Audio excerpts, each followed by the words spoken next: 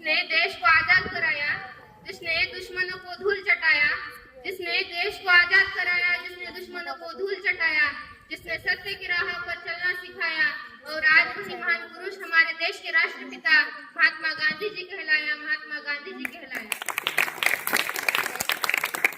आदरणीय व्यासपीठ, पूज्य गुरुजन वर्ग व येथे उपस्थित असलेल्या माझ्या मित्रांनो, सर्वांना माझा नमस्कार। मी ऋतुजा, मी आज तुमच्या समोर महात्मा गांधी यांच्याविषयी माझे मनोगत व्यक्त करणार आहे।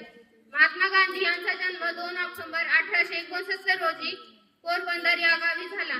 त्यांचे पूर्ण नाव मोहनदास करमचंद गांधी, त्यांच्या वडिलांचे नाव करमचंद तर आईचे नाव पुतळीबाई। गांधीजींचे प्राथमिक व माध्यमिक शिक्षण राजकोट येथे झाले। त्यांच्या वडिलांनी त्यांना अतिशय चांगले शिक्षण दिले। त्या काळी मॅट्रिकला अतिशय महत्त्व होते। मॅट्रिक म्हणजे इयत्ता 10वी।